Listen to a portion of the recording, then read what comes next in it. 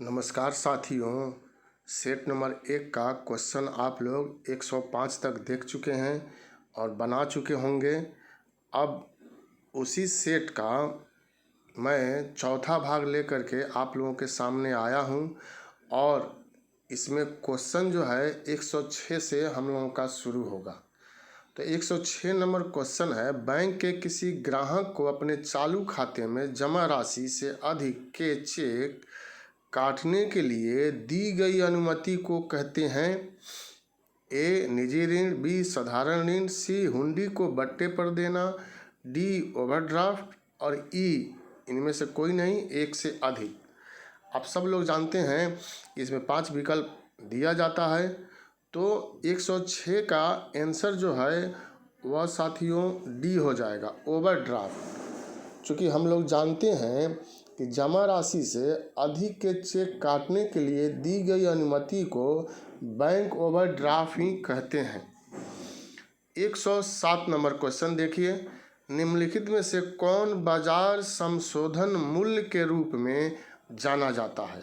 ए साम्य कीमत, बी असंतुलन की कीमत, सी सेटेरर रिस्क परिवश, डी कीमत ई इनमें से कोई नहीं या एक से अधिक।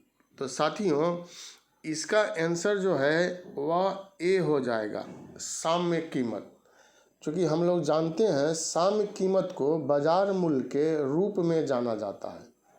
साथियों साम्य कीमत उस कीमत को कहते हैं जिस पर कीमत निर्धारण करने वाले दो शक्तियों मांग व पूर्ति में संतुलन होता है।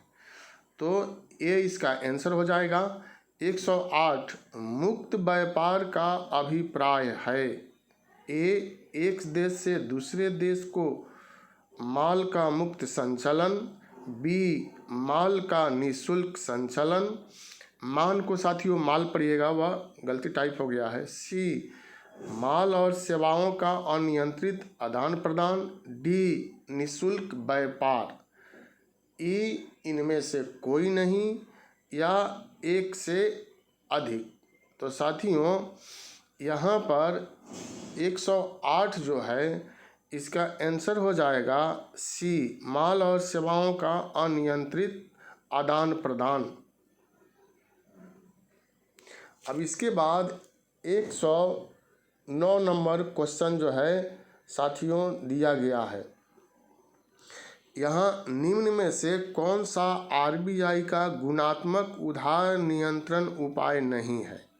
ए सीमांत अपेक्षाएं निर्धारित करना, बी परिवर्ती ब्याज दरें, सी खुला बाजार कार्रवाई और डी उधार पात्रता निर्धारण करना।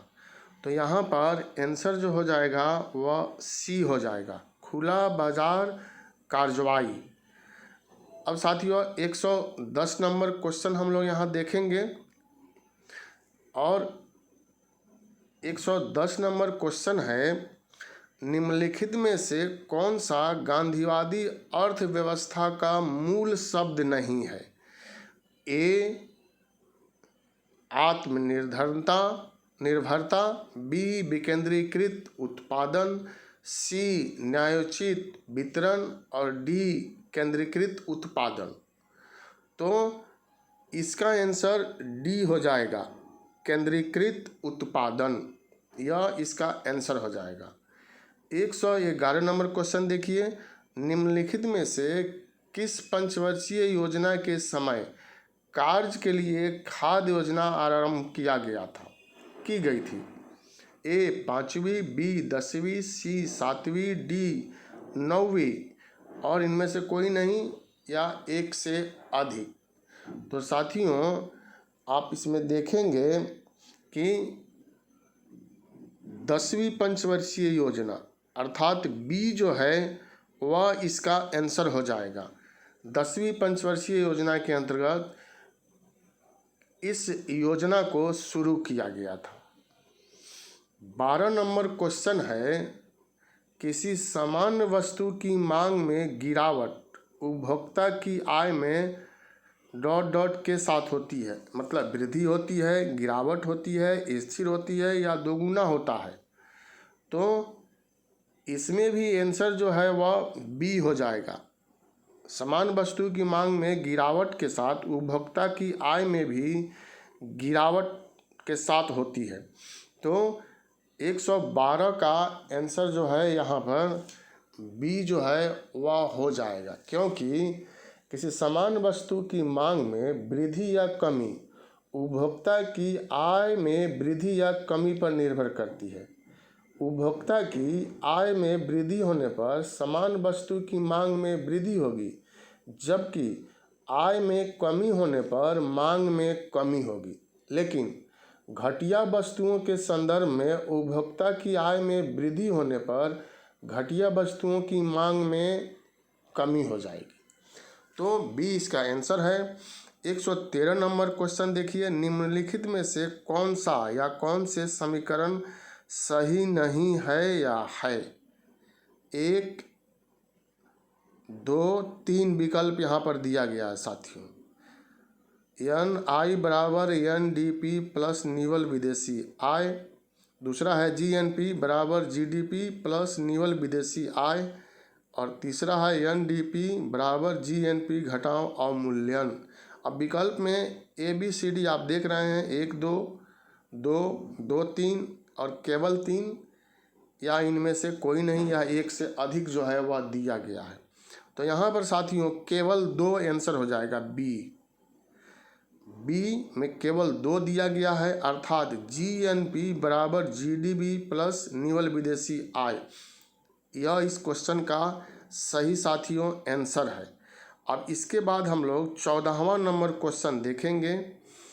एक प्रांत के रूप में बंगाल को कब अलग किया गया था? तो साथियों यह क्वेश्चन नंबर 14 है और यहाँ पर आप देख सकते हैं कि एक प्रांत के रूप में बंगाल से बिहार को कब अलग किया गया था? तो यह परीक्षा में साथियों पूछा जाता है और इसमें आंसर जो दिया गया है वह 1 अप्रैल 1912, 1 अप्रैल 1910, 2 मई 1922 या डी में है 1 अप्रैल 1935। इनमें से कोई नहीं, एक से अधिक।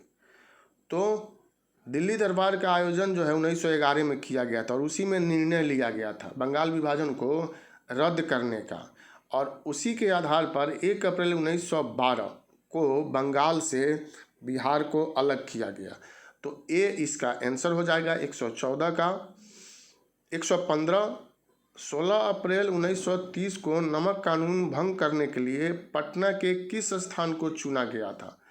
तो साथियों ए महेंद्र, बी बख्तियारपुर, सी दानापुर, डी नखास पिंड, ई इनमें से कोई नहीं, एक से अधिक। तो 115 का आंसर जो है वह नखास पिंड, डी जो है यहाँ पर आंसर हो जाएगा 115 का नखास पिंड। अब 116 नंबर क्वेश्चन देखिए, बिहार और उत्तर प्रदेश के बीच सीमा रेखा बनाने वाली नदी समूह का नाम क्या है? तो साथियों इसमें आप देख सकते हैं बिहार और उत्तर प्रदेश। तो सोन, पुनपुन, कर्मनाशा ए में दिया गया है, बी गंडक, घाघरा, सोन, सी में कर्मनाशा, गंडक और घाघरा, डी में कर्मनाशा, गंडक और सोन। तो सोन डी में भी है और ए में भी है। तो यह तो यहाँ पर हम लोग देख रहे हैं कि आकर के पटना के समीप, दानापुर के समीप जो है गंगा नदी में मिलती है। ये 116 नंबर का आंसर हो जाएगा कर्मनाशा, गंडक और घाघरा। सी जो है इसका आंसर हो जाएगा साथियों। अब 117 नंबर क्वेश्चन यहाँ देखना है, मगध शब्द का सर्वप्रथम उल्लेख कहाँ मिलता है? ए अथर्ववेद, बी ऋग्वेद, सी आप यहाँ देखेंगे सी यजुर्वेद, डी सामवेद। तो मगध का सर्वप्रथम उल्लेख जो है हम लोग जानते हैं कि मगध महाजनपद जो 16 महाजनपद में से एक था। और इसका सर्वप्रथम उल्लेख जो है साथियों वह अथर्ववेद में किया गया था। तो ये इसका आंसर हो जाएगा। इसमें अंग महाजनपद का भी उल्लेख जो है साथियों किया गया था। तो अथर्ववेद इसका आंसर होगा। अब इसके बाद हम लोग यहाँ पर क्वेश्चन संख्या देखेंगे 118। 118 में 2011 की जनगणना के अनुसार बिहार की कुल जनसंख्या भारत की कुल जनसंख्या का कितना प्रतिशत है। तो जनगणना से क्वेश्चन जो है वह पूछ दिया जाता है और वह हम लोगों को ध्यान में जो है वह रखना है। तो इसमें विकल्प में दिया गया है 11.11%, बी में 8.58%, सी में 10.20% और डी में 9.90%। इनमें से कोई नहीं, एक से अधिक। तो यहाँ पर हम लोग जानते हैं बी इसका आंसर हो जाएगा 8.8%। यह हम लोगों का आंसर होगा। 119 नंबर क्वेश्चन, बुद्ध के पुनर्जन्म से संबंधित 549 जातक कहानियों का संग्रह किस ग्रंथ में है। तो साथियों यह जो जातक से संबंधित पुस्तक लिखा गया है उसमें भगवान बुद्ध के पुनर्जन्म की कहानियों का वर्णन किया गया है। ए सुत्त पिटक, बी अभिधम पिटक, सी अंगुत्तर निकाय, डी खुद्दक निकाय। तो खुद्दक निकाय का ही भाग है जातक। तो यहाँ आंसर हो जाएगा खुद्दक निकाय, डी। इसका आंसर जो है डी हो जाएगा, खुद्दक निकाय। 120 नंबर क्वेश्चन, झारखंड के गठन के बाद बिहार विधान परिषद के कुल सदस्यों की संख्या कितनी है। तो साथियों ये तो आसान क्वेश्चन है और इसका आंसर जो है वह 75 हो जाएगा। विधान परिषद की कुल संख्या जो है, सदस्य संख्या बिहार में 75 है। विधानसभा की 243 है, हम लोग जानते हैं। तो बी इसका आंसर हो जाएगा। 121 नंबर क्वेश्चन, संयुक्त राष्ट्र अंतर्राष्ट्रीय चाय दिवस के लिए किस दिन को चुना गया है। तो दिवस से भी कभी कभी परीक्षा में प्रश्न पूछ देता है। तो इसका ये तो तथ्य से संबंधित क्वेश्चन है, इसका ए आंसर हो जाएगा 21 मई। 122 नंबर क्वेश्चन देखिए साथियों, अमेरिका में भारत का नया राजदूत किसे नियुक्त किया गया। तो 122 नंबर क्वेश्चन जो है गोपाल बागले, बी अजय बिसरिया, सी राजेश झुंझुनवाला, डी तरनजीत सिंह सिंधु। तो यहाँ पर तरनजीत सिंह सिंधु को अमेरिका में भारत का नया राजदूत नियुक्त किया गया है। तो डी इसका आंसर हो जाएगा साथियों। इसके बाद 123 नंबर क्वेश्चन, प्रतिवर्ष विधायकों को अपनी परिसंपत्ति का ब्यौरा करने के लिए किस विधानसभा ने प्रस्ताव पारित किया है। तो यहाँ पर हम लोग देखेंगे साथियों, ए महाराष्ट्र, बी हरियाणा, सी मध्य प्रदेश, डी पंजाब, इनमें से कोई नहीं, एक से अधिक।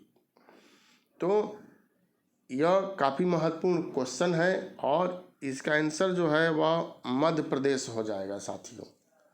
मध्य प्रदेश विधानसभा ने प्रतिवर्ष विधायकों को अपनी परिसंपत्ति का ब्यौरा करने के लिए प्रस्ताव पारित किया है। विकल्प के अनुसार आपको मध्य प्रदेश यहाँ आंसर हो जाएगा। 124, किस राज्य ने सब्सिडाइज भोजन के लिए कुटुंब श्री होटल स्थापित करने का निर्णय लिया है साथियों। तो ए कर्नाटक, बी आंध्र प्रदेश, सी केरल, डी सिक्किम, ई इनमें से कोई नहीं या एक से अधिक। तो केरल सरकार ने रियायती दरों पर भोजन उपलब्ध करवाने के लिए कुटुंब श्री होटल स्थापित करने का निर्णय लिया है। तो सी इसका आंसर हो जाएगा साथियों, केरल। अब 125 नंबर क्वेश्चन आप देखिए, हाल ही में किस राज्य में हुबली से धारवाड़ बस रैपिड ट्रांजिट सिस्टम का उद्घाटन किया गया है। ए केरल, बी सिक्किम, सी असम, डी कर्नाटक। ई इनमें से कोई नहीं या एक से अधिक। तो 125 नंबर क्वेश्चन में हम लोग देख सकते हैं कि उपराष्ट्रपति एम वेंकैया नायडू ने हाल ही में कर्नाटक में हुबली से धारवाड़ तक बस रैपिड ट्रांजिट सिस्टम का उद्घाटन किया। वेंकैया नायडू ने किया है। अगर किसने किया तो आप वहाँ पर उपराष्ट्रपति का नाम दीजिएगा। कहाँ हुआ तो यह हम लोगों का आंसर डी हो जाएगा। कर्नाटक 125 का हम लोगों को कर्नाटक जो है वह आंसर देना है। साथियों, यहाँ पर 126 नंबर क्वेश्चन है, राजीव कुमार के बाद भारत का नया वित्त सचिव किसे नियुक्त किया गया है। जब ये क्वेश्चन हम लोग टाइप करवाए तो उस समय के संबंधित क्वेश्चन है। ए अजय शंकर, बी आशीष मोहन, सी अजय भूषण पांडे, डी शंकर राजपूत, ई इनमें से कोई नहीं या एक से अधिक। तो साथियों, यहाँ पर अजय भूषण पांडे आंसर होगा। अजय भूषण पांडे को नियुक्त किया गया है। मंत्रिमंडल की नियुक्ति समिति ने अजय भूषण पांडे को नया वित्त सचिव नियुक्त किए जाने की मंजूरी जो है वह प्रदान कर दिया है। तो साथियों, यह 126 तक का क्वेश्चन है और इसके बाद जो 24 क्वेश्चन बचेगा उसको हम लोग अगले वीडियो में देखेंगे। इसको आप बनाइए आप लोग, और निश्चित रूप से इस सेट से परीक्षा में प्रश्न जो है वह पूछा जा सकता है। तो बहुत बहुत धन्यवाद आप लोगों का, और फिर हम लोग मिलते हैं इसके बाद वाला क्वेश्चन लेकर के, और उसके बाद फिर एक नया सेट लेकर के। बहुत बहुत धन्यवाद, बहुत बहुत शुभकामना आप लोगों को।